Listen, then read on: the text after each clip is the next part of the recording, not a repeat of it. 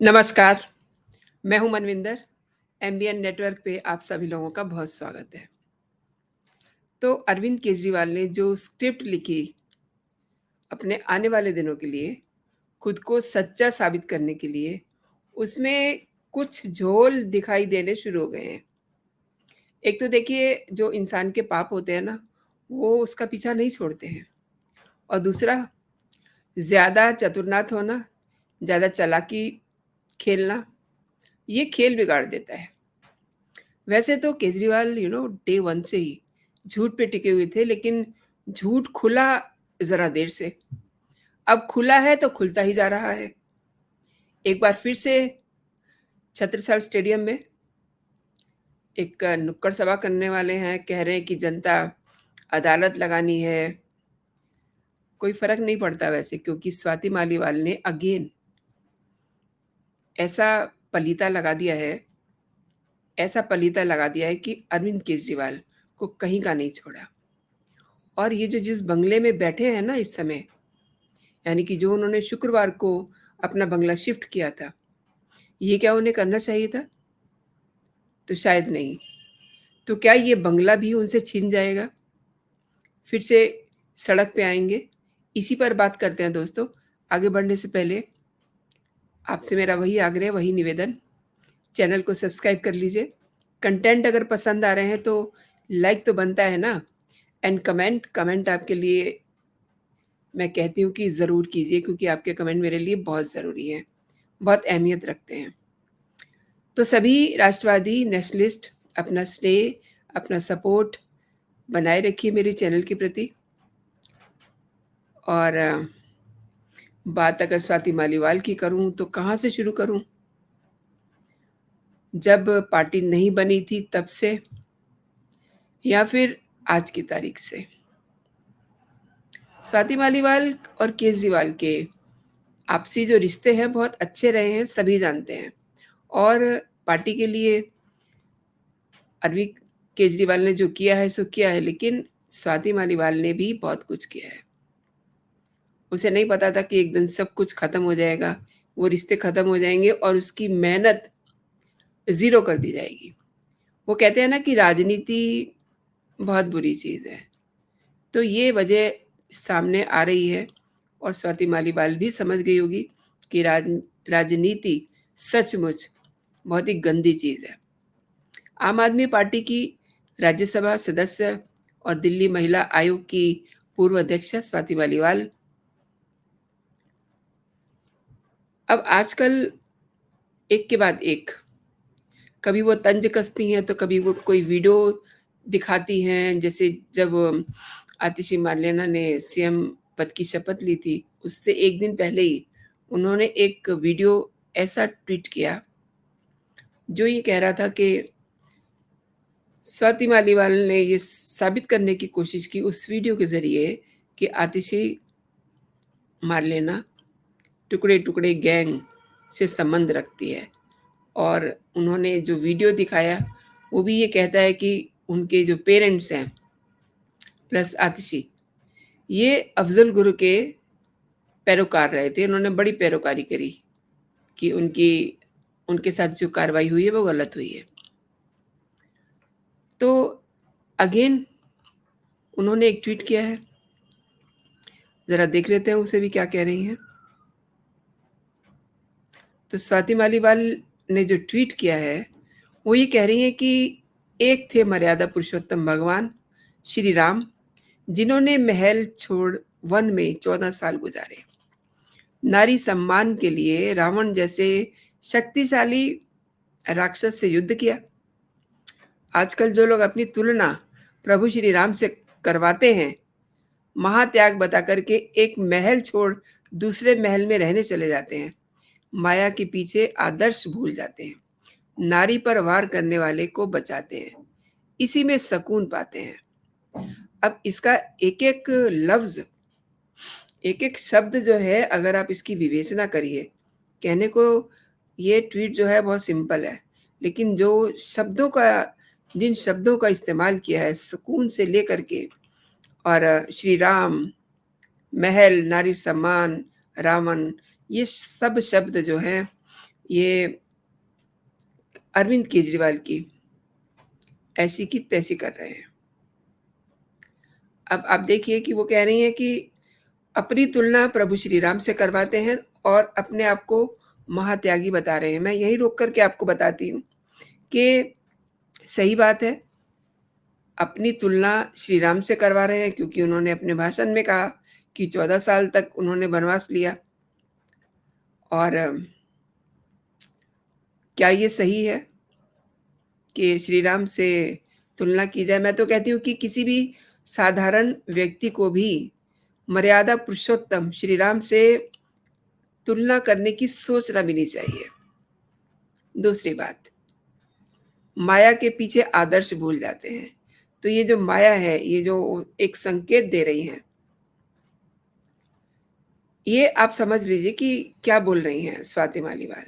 स्वाति मालीवाल, राघव चड्ढा, ये जो विदेशों से फंडिंग आती थी, उसको ये हैंडल करते थे एंड ये बिल्कुल इनडायरेक्ट वे में वो माया का ज़िक्र कर रही हैं और जो मार-पिटाई वाला केस हुआ था, वो भी ऐसे ही मुद्दों को लेकर के हुआ था।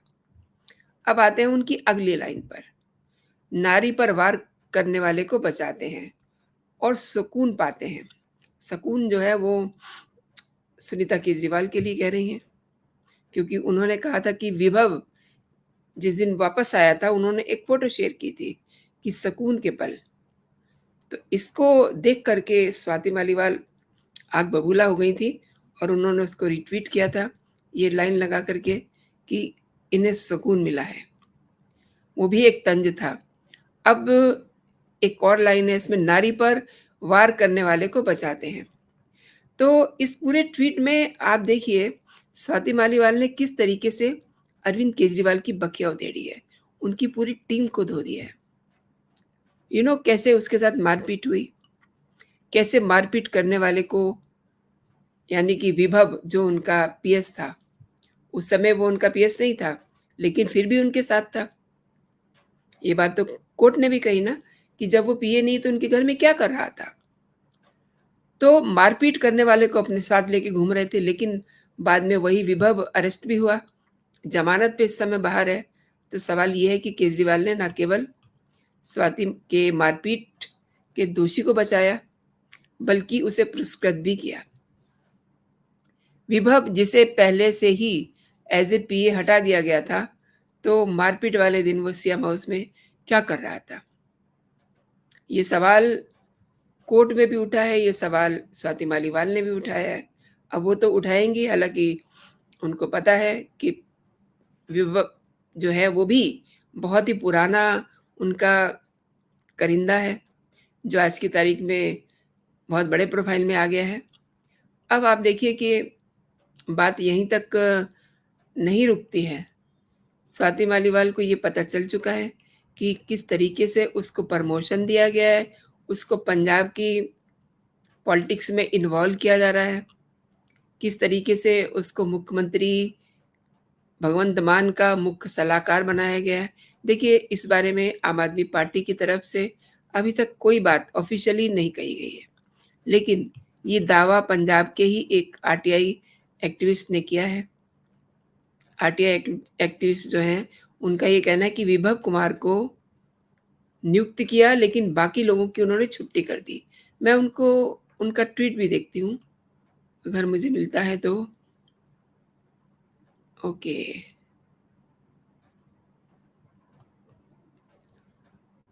जस्ट अ मोमेंट, मैं उनका ट्वीट भी देखती हूँ, अगर मुझे मिलता है तो। जी। ये उनका ट्वीट है, ज़रा आप भी एक नज़र देखिए, किस तरीके से उन्होंने ये मानिक गोयल हैं, कह रहे हैं कि shocking development as per my sources, Vibhav Kumar PA to Arvind Kejriwal has been quietly installed as a chief advisor to Punjab CM Bhagwant Mann. Yes, the same Vibhav Kumar who was jailed for illegally assaulted Swati Maliwal at the Delhi CM residence.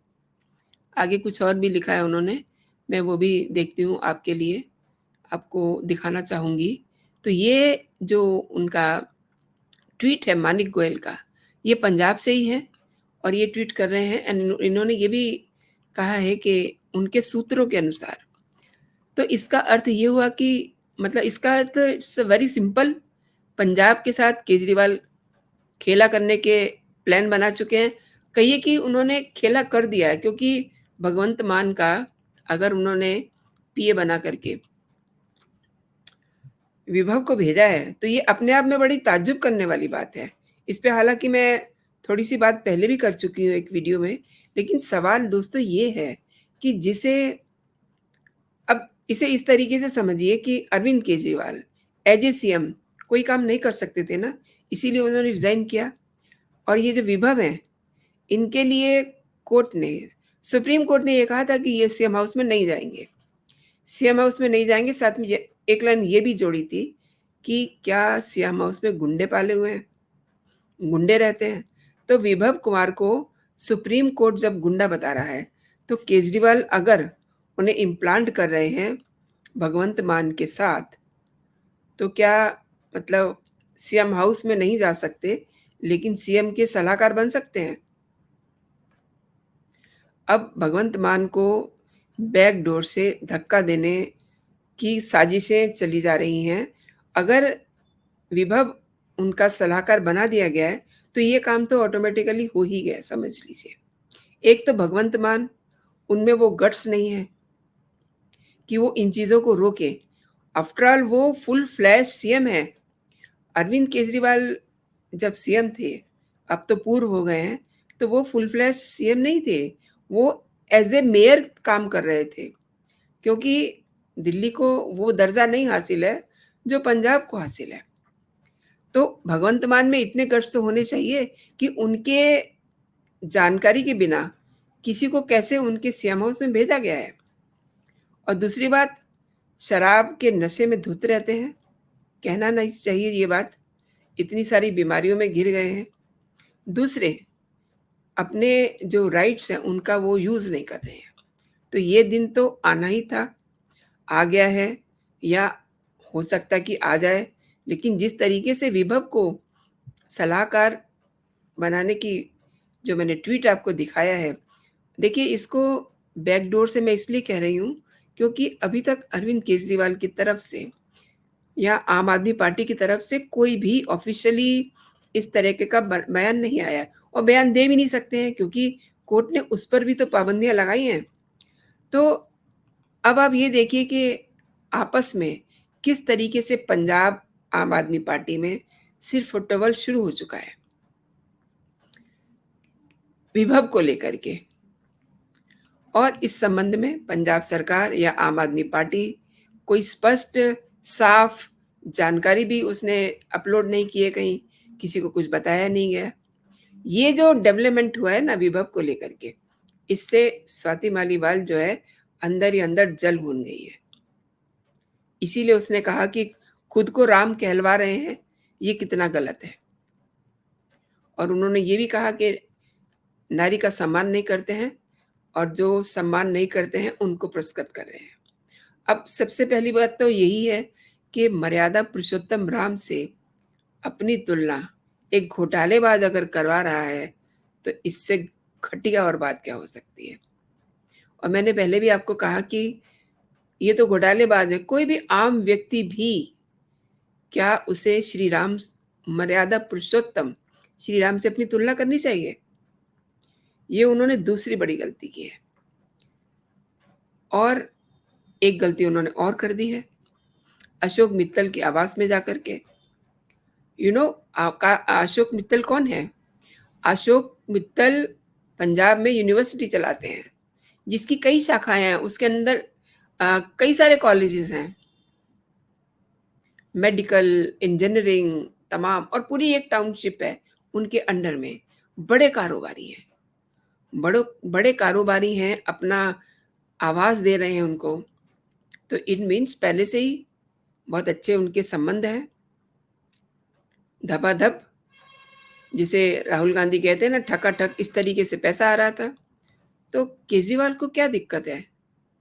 लेकिन देखिए उनको याद दिलाया गया कि उन्होंने जो अपना आवंटित आवास केजरीवाल को दिया है, ये क्या उन्हें देना चाहिए था? क्योंकि आवंटन जो होता है, वो एक पर्टिकुलर पर्सन के नाम से होता है। अगर मुझे कोई चीज़ आवंटित हुई है, तो इसका मतलब ये नहीं है कि मैं किसी के साथ शेयर करूँ। लेकिन उनका जवाब अशोक मित्तल का जवाब बड़ा इंटरेस्टिंग है। वो क्या कहते हैं? वो कहते हैं कि अरविंद केजरीवाल ने मुझे सांसद बनाया है, उनकी वजह से मुझे ये घर मिला, इसलिए मैं उनके साथ ये घर साझा कर रहा हूँ। अरविंद केजरीवाल, चूँकि आप जानते ही हैं, उन्होंने अपना शीश महल खाली कर दिया है और दूसरे शीश महल में उठकर चले गए हैं। पूरे परिवार के साथ 5 फिरोज़शाह रोड शिफ्ट हो गए हैं। लेकिन सबको दिखाई दे रहा है कि अरविंद केजरीवाल खेल क्या खेल रहे हैं। बीजेपी ने इसका विरोध किया है, तो ठीक ही विरोध किया है, क्योंकि ये घर आम आदमी पार्टी के पंजाब से राज्यसभा सांसद अशोक मित्तल के नाम से आवंटित है। और कहते हैं अशोक मित्तल कि मुझे इसकी जानकारी नहीं है, लेकिन मुझे अपने किसी मित्र, किसी परिवार के सदस्य या परिचित को अपने घर में आमंत्रित करने में तो कुछ गलत नहीं लगता, और मैंने ऐसा ही किया है और मुझे नहीं लगता कि इसमें कुछ गलत है। अब आपको रोक कर के मैं ये पूछना चाहती हूँ कि किसी को आमंत्रित करना या किसी को घर में रख लेना, दोनों अलग-अलग चीज़ें हैं। तो क्या मतलब फॉर द टाइम बीइंग, मतलब 10-15 इतना ही तो होता है ना, जो हम किसी को आमंत्रित करते हैं। तो ऐसा तो नहीं होता कि वो वहीं पे अपनी छावनी डाल लेगा और बैठ जाएगा फिर सालों के लिए। जिस तरीके से अरविंद केजरीवाल गए हैं, तो वो तो वहाँ रहने के लिए गए हैं, ना कि वो वहाँ फॉर द टाइम बीइंग रहे के लिए गए हैं। लेकिन अब ये भी एक सवाल है अपने आप में कि अगर अरविंद केजरीवाल उनके आमंत्रण पे गए हैं, तो कुछ दिन के लिए गए हैं क्या? मतलब 2, 4, 5 महीने। तो क्या उन्हें ये इंतज़ार है कि 2025 में जब चुनाव होंगे, तो उनकी आम आदमी पार्टी जीत ही जाएगी और उनकी पत्नी सीएम बन ही जाएँगे? यही तो उन्होंने स्क्रिप्ट लिखी हुई है। लेकिन जो बीजेपी ने सवाल उठाया और जिस तरीके से हैंडल किया है उस सवाल को मित्तल साहब ने, जो एक यूनिवर्सिटी के कर्ता-धर्ता भी हैं, उनके सवाल से मुझे नहीं लगता कि उन्होंने सही जवाब दिया है। अब देखते हैं जो आज उनकी जनता अदालत लगने वाली है। ये जेल से आने के बाद, तिहाड़ जेल से आने के बाद, ज़मानत पर छूटने के बाद केजरीवाल की ये दूसरी जनता अदालत लगने वाली है। जनता अदालत इसे मत कहिए, क्योंकि वहाँ बहुत सारे लोग नहीं होते। इट्स जस्ट लाइक ए नुक्कड़ नाटक। जैसे नुक्कड़ सभा होती है या नुक्कड़ नाटक कह लीजिए, उस तरीके का इनका हिसाब रहता है। अब मुख्यमंत्री पद से इस्तीफ़ा देने के बाद आम आदमी पार्टी के सुप्रीमो केजरीवाल आज एक बार फिर से जनता के बीच जाएँगे और कह रहे हैं कि मैं जनता से पूछूँगा कि मैं ईमानदार हूँ या नहीं हूँ। अरे भाई, कोर्ट ने क्या कहा है आपको? अभी तो केस चलना शुरू हुआ है, अभी तो आपकी तारीखें लगनी शुरू हुई हैं। आपको जल्दी ही, आपको मालूम है ना कि आपको कोर्ट में भी जाना है और आप थाने में भी जा रहे हैं। अब देखिए संजय सिंह क्या कह रहे हैं। संजय सिंह कम नाटकबाज़ नहीं हैं। उन्होंने कहा कि अरविंद केजरीवाल ने मुख्यमंत्री पद से इस्तीफ़ा देते हुए संकल्प लिया था। देखिए, शब्द देखिए, संकल्प लिया था कि वो दिल्ली की जनता से ही अपनी ईमानदारी का सर्टिफ़िकेट लेकर के उसके बाद मुख्यमंत्री की कुर्सी पर बैठेंगे। ये खेल क्या चल रहा है? मतलब जनता अगर कह देगी कि आप सीएम की कुर्सी पे बैठ जाइए, तो क्या सुप्रीम कोर्ट की जो शर्तें हैं, वो खत्म हो जाएँगी? अरविंद केजरीवाल क्या अपनी पैरेलल सरकार चला रहे हैं? पैरेलल अदालत चला रहे हैं? कर क्या रहे हैं?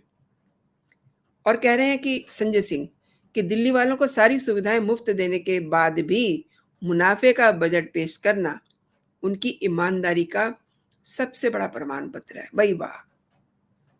आप अपने जो विभाग हैं वो तो देखिए, किस हाल में आपको मिला था 10 साल पहले और आज उन पे देनदारी कितनी हो गई है। आप खुद को ईमानदार बता रहे हैं?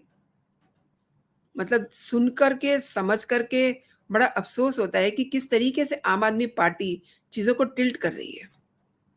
और जनता अब अदालत का काम-काज भी देखेगी।